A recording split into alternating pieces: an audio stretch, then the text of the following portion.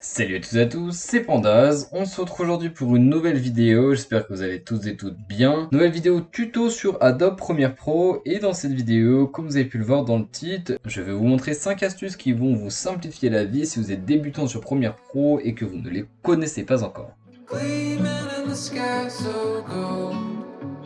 On va directement commencer avec la première astuce. Je vais directement vous mettre dans le contexte. Imaginez que vous voulez mettre une multitude d'images à la suite avec le même temps pour chaque image. Ça peut être une image ou une vidéo. La chose basique que fait une personne en général sur Premiere Pro, c'est qu'il va cut la vidéo. Donc imaginons que moi je veux 1, 2, 3, 4 tics. Donc là moi en général je cut, je reprends ici, je fais effacer et là je remets la vidéo ou la photo suivante, etc. etc. Cette astuce va vous permettre d'aller beaucoup plus vite, donc c'est vraiment très simple, il n'y a rien de magique, c'est tout simple, vous allez 1, 2, 3, 4, pareil faire ça, et en fait c'est juste l'astuce de vous dire, vous pouvez mettre par dessus, et puis voilà, comme ça c'est très simple. C'est pas forcément quelque chose auquel on pense directement quand on fait les montages, en tout cas pour ma part, c'est pas quelque chose que j'ai pensé directement. Moi comme je vous ai montré, je faisais plutôt comme ça au début, mais c'est vrai que cette astuce vous permet de gagner un temps précieux, surtout si vous voulez aligner comme moi, j'ai dû faire pour le montage d'une personne, aligner une multitude d'images. Pour la deuxième astuce, je vais garder du coup cette même lancée et je vais garder du coup les images. Pareil pour chaque astuce, vous pouvez le faire avec des vidéos, peu importe. Comme vous le voyez ici, j'ai plusieurs images. On peut imaginer qu'il y a des images différentes et comme vous le voyez, j'ai toute une séquence. On imagine que sur cette séquence, je veux mettre un effet de zoom. Donc pour ne pas aller dans option d'effet, zoomer chaque chose ici, de mettre une échelle à 100, puis ici à 110, ici remettre 110 puis 120. Vous allez pouvoir tout simplement imbriquer toutes ces images ou vidéos avec seulement en sélectionnant votre partie, en faisant un clic droit, en allant sur imbriquer, ok, vous pouvez même renommer votre brique. Et donc du coup, vous allez avoir votre brique, donc vos différentes images ou vidéos imbriquées, et tout ça en une seule bande. Vous pouvez voir qu'elles se suivent bien avec la seconde que vous voulez, etc. Et là, il est beaucoup plus simple d'y ajouter un effet de zoom. Par exemple ici, 130, et vous pourrez voir que l'effet de zoom marchera sur toutes les images. Ça vous permettra de gagner un temps fou et vous pouvez faire ça pour plein de choses. À savoir que vous pouvez très bien avoir plusieurs briques, si on imagine que les deux vidéos là sont deux briques différentes et en elles-mêmes les réimbriquer. Donc voilà, vous pouvez vraiment réimbriquer à l'infini et s'il y a un espace par exemple, ça sera mis dans la brique comme là par exemple le blanc, enfin plutôt le noir qu'il y a entre ces deux vidéos. Troisième astuce, je vais revenir en arrière et nous aurons du coup nos images non imbriquées et on veut imaginer que vous voulez mettre un filtre sur toutes les images, que ce soit une couleur ou un filtre d'effet, style un flou, n'importe quel filtre que vous voulez mettre un filtre ou un effet et que vous n'avez pas envie à chaque fois de le mettre sur une image puis l'autre, etc. Vous pouvez tout simplement faire un calque d'effet. Vous avez déjà montré ça dans une autre vidéo pour les bandes noires, il vous suffit d'appuyer ici, calque d'effet, ok, et là vous pourrez tout simplement mettre votre calque d'effet ici et l'étirer jusqu'ici. Et par exemple, si vous voulez mettre un effet de flou, on va le mettre directement. Hop.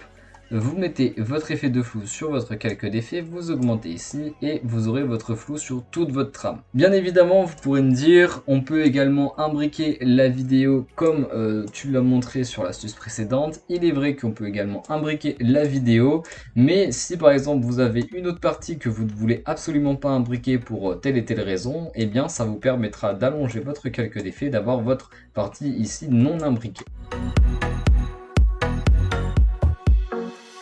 Pour la quatrième astuce, donc ça rejoint un peu la troisième astuce, mais c'est si vous voulez copier-coller des effets. C'est-à-dire que le calque d'effet va être bien pour être allongé sur une multitude de plans, que ce soit des vidéos ou des images, etc. Mais imaginons que vous voulez des effets précis, c'est-à-dire un zoom ou plutôt un ralentissement, tout ça, sur des frames précis. Si par exemple vous voulez quelque chose juste ici, eh bien vous ne pourrez pas le faire arriver avec votre calque d'effet. Alors si par exemple vous avez mis plusieurs effets, par exemple si vous faites un edit Fortnite, c'est quelque chose que j'ai déjà fait. Souvent les edits Fortnite, vous prenez une partie où vous ralentissez un peu, vous mettez plusieurs effets pour que ça fasse vraiment bien au moment où vous killez une personne, et voilà, vous refaites ça à chaque fois sur chaque vidéo, et voilà, vous vous dites c'est assez chiant, vous pouvez pas mettre de calque d'effet parce que il faut vraiment mettre les bons paramètres à chaque fois, mais ce que vous pouvez faire, c'est à chaque fois par exemple prendre votre effet effet. Ici, le faire copier, donc CTRL-C, vous pouvez le copier directement ici, et revenir ici et faire coller, et vous aurez votre effet qui est collé avec les mêmes paramètres que vous avez mis. Donc voilà, très utile quand vous faites beaucoup d'édits ou des vidéos qui demandent de faire les mêmes effets sur chaque vidéo différente. Vous pouvez pas mettre de calque d'effet, mais vous pouvez, pour aller plus vite, à chaque fois aller copier-coller, vous aurez les mêmes paramètres.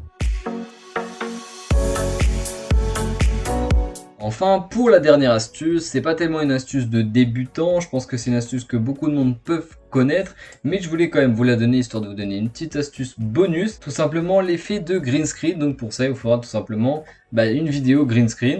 Donc voilà, ici vous avez différentes vidéos green screen, on peut prendre celle-ci par exemple, vous allez la glisser ici, et puis ici vous allez tout simplement aller dans effet, taper ultra key ou juste key ou ce que vous voulez, ou ultra, le glisser ici, et puis là bon, on va retirer ce calque d'effet parce qu'il est assez chiant. Vous allez prendre la petite pipette et vous allez enlever ceci. Alors à savoir que c'est green screen parce que c'est l'habitude, mais vous pouvez très bien enlever d'autres couleurs à une vidéo. Bon, généralement c'est du green screen ou alors du blue screen, mais voilà, donc voilà, c'est tout simple, ça prend 2 secondes et là vous avez votre vidéo. Merci à toi. Merci à toi également. Voilà, donc c'est la fin de la vidéo, j'espère que vous aura plu. C'était vraiment des astuces simples. Pour ceux qui s'y connaissent vraiment en montage et en Premiere Pro, ça vous paraîtra sûrement bidon, mais je suis sûr que des jeunes débutants sur Premiere Pro trouveront ces astuces utiles. Moi-même, quand je les ai découverts au fur et à mesure d'apprendre à utiliser Premiere Pro, ça m'a été grave utile. Voilà les gars, la vidéo est enfin terminée. Il y a actuellement un giveaway sur ma page Twitter les gars, si ça vous intéresse. Donc je vous mets le lien de mon Twitter en description. Et puis n'hésitez pas non plus à rejoindre le Discord si ça vous intéresse. Il y a principalement un service de commande de montage vidéo semi-payant pour ceux qui seraient intéressés.